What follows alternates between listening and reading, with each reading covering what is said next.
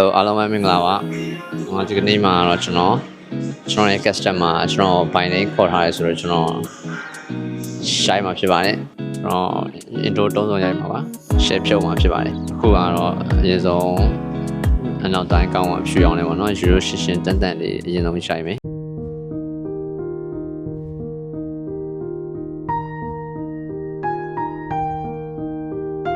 အမမေးလေးနဲ့မော့ပါရိုးရှင်းရှင်းတန်တန်လေးပေါ့နော်ဒီနေ့ရောက်ပဲဒီက focus ထားတာ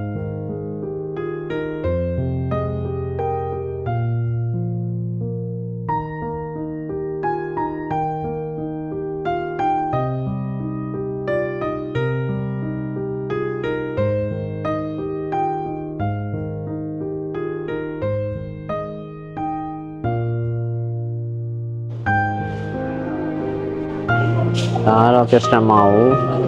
ကိုဘောနော်ရချင်တဲ့ပုံလေးရှိတည်တာလို့ပြပေးရမှာဖြစ်ပါတယ်